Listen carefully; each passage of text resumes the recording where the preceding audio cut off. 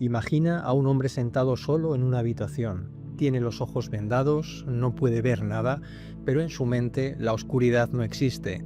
Frente a él, en otras salas, hay 20 de los mejores jugadores de ajedrez de la ciudad. Pero eso no es todo. Mientras mueve piezas invisibles en 20 tableros distintos, también está jugando una partida de cartas y al mismo tiempo está memorizando una lista de 30 palabras completamente impronunciables en un idioma que no conoce. Este hombre no era un mago de feria, era Harry Nelson Pillsbury. A finales del siglo XIX, Pillsbury no solo era uno de los mejores jugadores de ajedrez del mundo, era un enigma para la ciencia. Poseía una memoria que rozaba lo divino. Pero mientras su cerebro alcanzaba cumbres que nadie podía tocar, un enemigo invisible y silencioso empezaba a devorarlo por dentro. Esta es la historia del genio que aprendió a jugar contra fantasmas antes de que la propia oscuridad se lo llevara para siempre. Harry Nelson Pillsbury no nació en una familia de ajedrecistas. De hecho, aprendió a jugar tarde, a los 16 años, pero lo que a otros les tomaba décadas, a él le llevó solo unos meses. Su mente funcionaba de manera distinta. No veía jugadas, veía estructuras completas que se quedaban grabadas en su memoria como si fueran fotografías. En el año 1895, Pillsbury llegó a Hastings, el torneo más importante de la época. Nadie sabía quién era ese joven estadounidense de mirada intensa. Estaban los campeones del mundo, los gigantes de la teoría de aperturas, pero también estaba él. Contra todo pronóstico, Pillsbury ganó el torneo. El mundo del ajedrez entró en estado de shock. ¿De dónde había salido este hombre que jugaba con una agresividad y una claridad que nadie podía contener? Pero lo que nadie sabía es que Hastings no fue solo el inicio de su gloria, sino también el lugar donde contrajo la sentencia de muerte que lo perseguiría el resto de su vida. Lo que realmente hizo a Pillsbury una leyenda no fueron solo sus victorias, sino sus exhibiciones a la ciega. Era capaz de jugar contra 20 o 22 personas simultáneamente sin mirar un solo tablero. Para ponerlo a prueba, los científicos y periodistas le daban listas de palabras absurdas antes de empezar, palabras rarísimas como periosteum, nacadiastase. Pillsbury las leía una vez, las guardaba en un rincón de su cerebro, jugaba durante 10 horas contra 20 maestros, ganaba casi todas las partidas y al terminar repetía la lista de palabras al derecho y al revés sin cometer un solo error. La gente empezó a murmurar, decían que Pillsbury no era humano, que tenía un dispositivo oculto o que hablaba con espíritus, pero la realidad era mucho más trágica. Su mente estaba trabajando a una velocidad que su cuerpo no podía soportar. Pillsbury sufría de sífilis, una enfermedad que en aquella época era una condena de muerte lenta y vergonzosa. El virus empezó a atacar su sistema nervioso. Su cerebro, esa máquina perfecta de cálculo, comenzó a sufrir una especie de cortocircuitos. Empezó a padecer insomnio, dolores de cabeza insoportables y lo más aterrador, alucinaciones. Durante sus partidas, Pillsbury empezó a ver figuras que no estaban allí. A veces se detenía en medio de una jugada y hablaba solo, discutiendo con rivales invisibles. Los médicos le advirtieron: Harry, el ajedrez está acelerando tu final, tu cerebro está quemando demasiada energía. Pero para Pillsbury el tablero era el único lugar donde todavía tenía el control. El ajedrez era su droga, pero también era su veneno. En sus últimos años, la imagen de Pillsbury era desgarradora. Aquel joven apuesto y brillante se había convertido en poco más que una sombra. Intentó suicidarse saltando por una ventana en un hospital, creyendo que las piezas de ajedrez lo perseguirían para atraparlo. Incluso en sus momentos de mayor delirio seguía pidiendo un tablero. Se cuenta que en el hospital, con la mente ya fragmentada por la locura, seguía moviendo las manos en el aire, realizando jugadas maestras contra oponentes que solo él podía ver. Estaba jugando la partida definitiva contra la muerte y por primera vez en su vida no podía ver la victoria. Harry Nelson Pillsbury murió en el año 1906 con tan solo 33 años.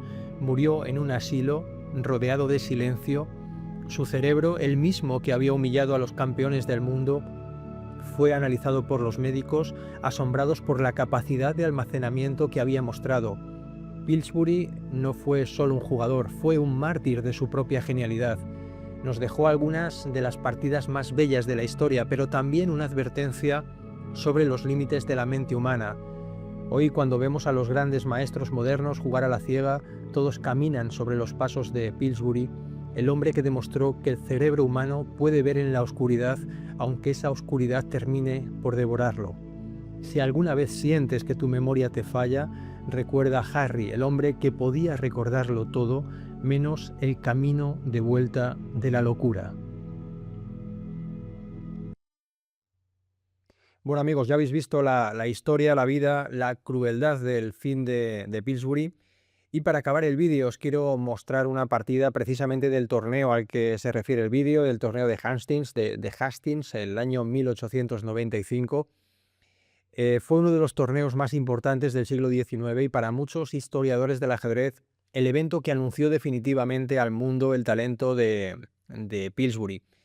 En aquella época, amigos, el ajedrez estaba dominado por la escuela alemana y por figuras como Tarras, que era un defensor de los principios clásicos y uno de los pensadores más influyentes del juego. Pero Pillsbury tenía como otra idea del ajedrez mucho más dinámica, mucho más directa, y en esta partida, es una de sus partidas más famosas, aparecen uno de los planes estratégicos más famosos de la historia, el llamado ataque Pillsbury en el gambito de dama, una estructura que busca dominar el centro y a partir de ahí lanzar un ataque directo contra el rey enemigo. No os voy a explicar todo el ataque en detalle, porque para eso los que estáis en la escuela tenéis cursos dentro de nuestra academia, y aquí se trata de hacer un contenido un poquito más divulgativo para que todo el mundo pueda disfrutar de esta partida espectacular de Harry Nelson Pillsbury, torneo de Hastings, 1895. Bueno, la partida fue D4, D5, C4, E6, caballo C3. Podríamos esperar que Tarras jugase su defensa Tarras, pero no. Hizo un gambito de dama ortodoxo, rehusado. Alfil G5, alfil E7, caballo F3, caballo BD7. Y os voy a enseñar cuál es la clave un poco del ataque de Pillsbury. Sobre todo, lo que creo que es lo más importante de esta partida. Aparte de una serie de maniobras de desocupación, ahora que está tan de moda esto de los ocupas, pues de desocupación de casillas para alojar piezas activas. Torre C1, enroque, E3, B6, cada uno de los dos jugadores va desarrollando sus piezas de manera más o menos ortodoxa. C por D5, E por D5, alfil D3, y la idea de Pillsbury era del ataque Pillsbury y de esta partida en concreto es hacerse fuerte en la casilla E5, posteriormente desarrollar el peón a la casilla F4 e incluso F5 para permitir que las torres puedan venir al ataque y se coordinen perfectamente con este alfil que está en D3. Esta es la idea a grandes rasgos del ataque Pillsbury. En esta partida no se ejecuta completamente de manera lineal, pero las ideas subyacen y las podéis entender perfectamente. Alfil B7, jugada consecuente con el desarrollo del peón a B6, enroque corto y ya lucha por el centro con la jugada C5. Tras C5, Pillsbury realiza la jugada torre C1. Según la teoría moderna no es lo más preciso, pero claro, nos encontramos en el año 1895, no había ordenadores, no había, yo creo que prácticamente ni libros de ajedrez. Libros había, pero no tantos como a día de hoy. Y en cualquier caso la partida está equilibrada, no ha sucedido nada grave.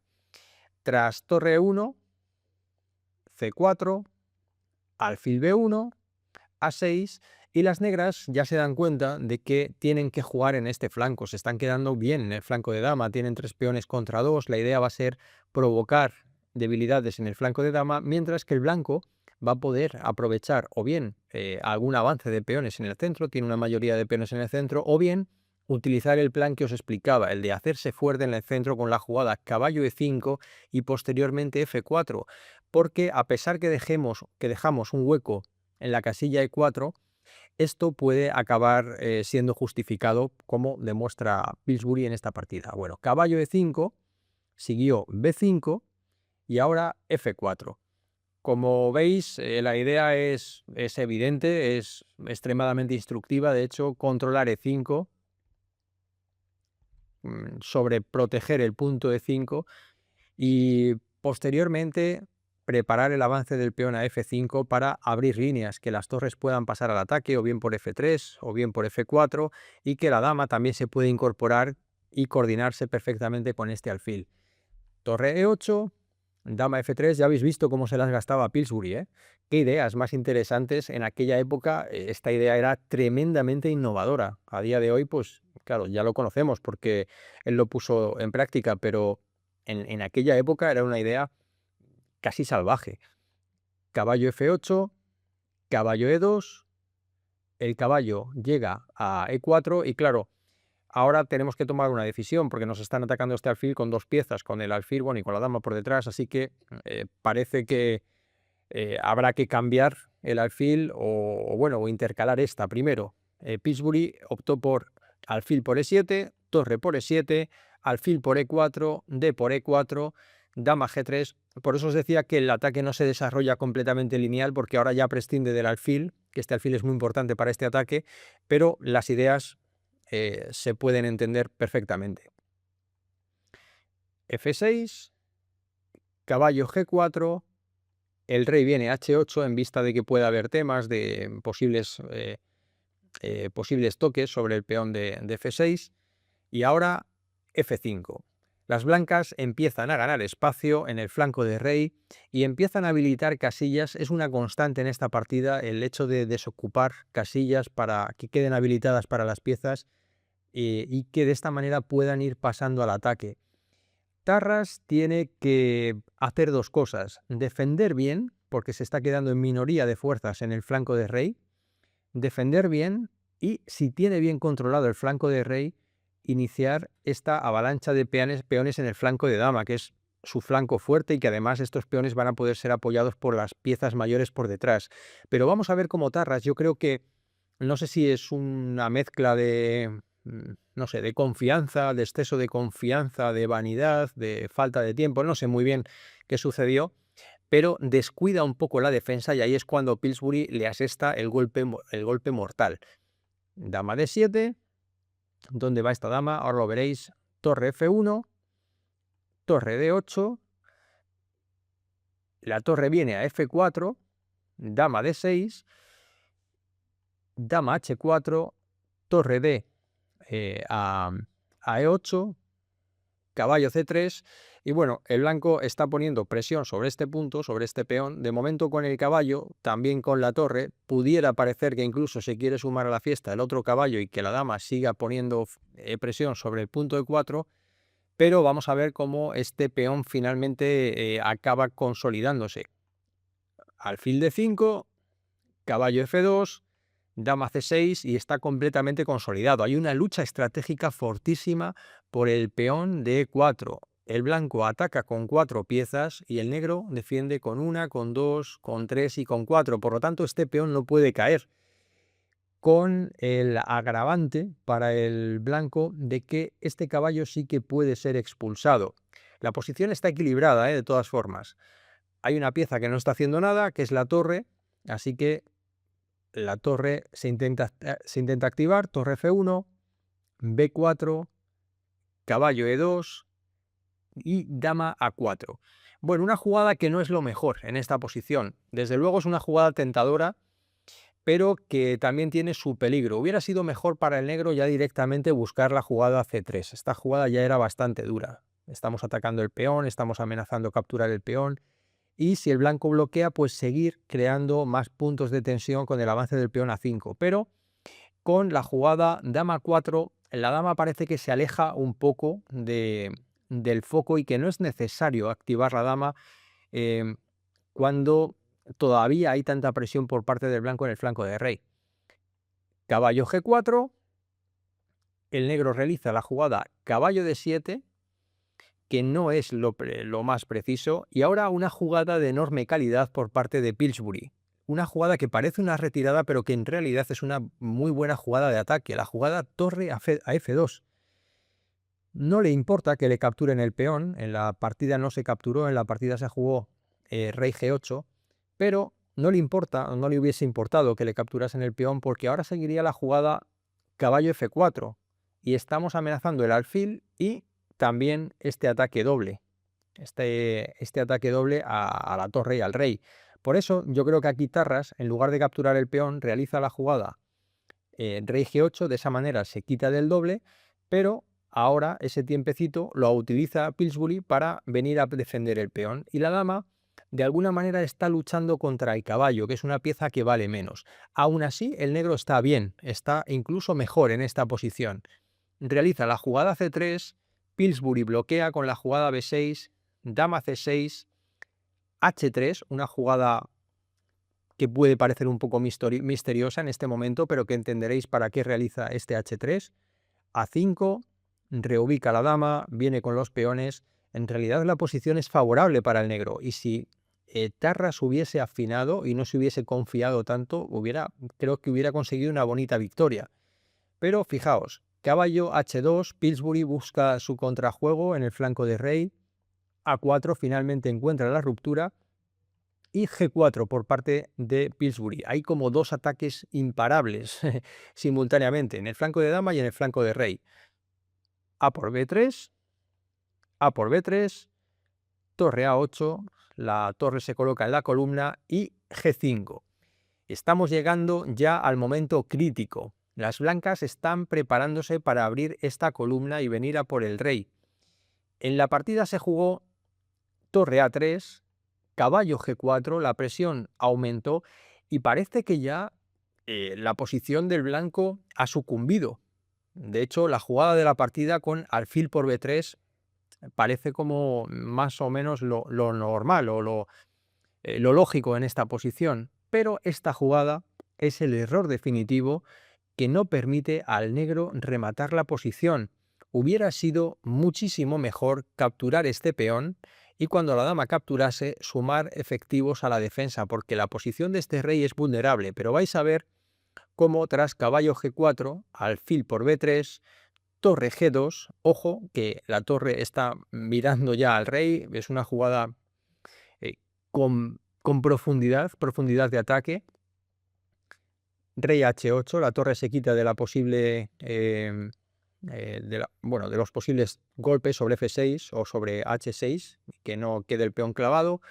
Siguió G por F6, G por F6, ya se avecinan malos tiempos para el negro, caballo por B3, torre por B3, y ahora un detalle muy bonito que demuestra el dominio completo de las blancas de esta posición, es la jugada caballo H6.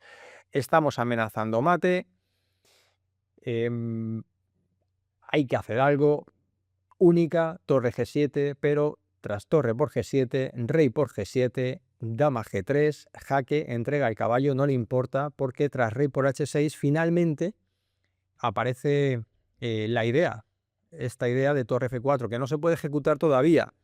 No se puede ejecutar todavía. Así que Pillsbury realiza la jugada rey H1, no se puede ejecutar todavía este torre F4. Si queréis, os animo a que penséis por qué. ¿Por qué no se puede hacer este torre F4 todavía? Y que lo dejéis en comentarios, ¿vale? Es necesario intercalar rey H1, siguió dama D5, torre G1. Estamos entrando con todo, siguió dama por F5, dama H4 y ahora ya la táctica es muy sencilla. El rey está prácticamente en mate, hay que cubrir con la dama y tras dama F4 solo se puede proteger con la dama, así que torre por G5, F por G5, dama D6, jaque, rey, tal, y bueno, va cayendo todo y finalmente el peón no consigue coronar porque en el último momento en el que parecía que el negro podría ganar la partida, imaginaos que venimos a detener el peón, nos hubiesen tapado, bueno, hubieran dado jaque y luego coronar. Afortunadamente para Pillsbury se encuentra con esta jugada, bueno, que estaba prevista, dama por H7, jaque mate y una partida pues completamente espectacular. Yo creo que es una partida que hay que conocer si eres amante del ajedrez, porque podemos ver muy bien cómo un plan estratégico, el famoso ataque que lleva su nombre, pues puede acabar transformándose en un ataque táctico devastador. Es una partida muy buena para entender la diferencia entre la estrategia y la táctica, aquellos que, bueno, pues estéis menos acostumbrados a estudiar ajedrez. Espero que os haya gustado el vídeo, que lo hayáis disfrutado. Si os suscribís al canal me vais a ayudar mucho a que el contenido tenga visibilidad. Y si queréis mejorar vuestro ajedrez, también lo podéis hacer en nuestra escuela, la podéis probar gratis, tenéis el enlace en la descripción de todos mis vídeos y tenéis acceso a 380 cursos de ajedrez de grandes maestros y profesores titulados, ¿vale? Bueno, os envío un cordial saludo, amigos, y hasta muy pronto. ¡Chao!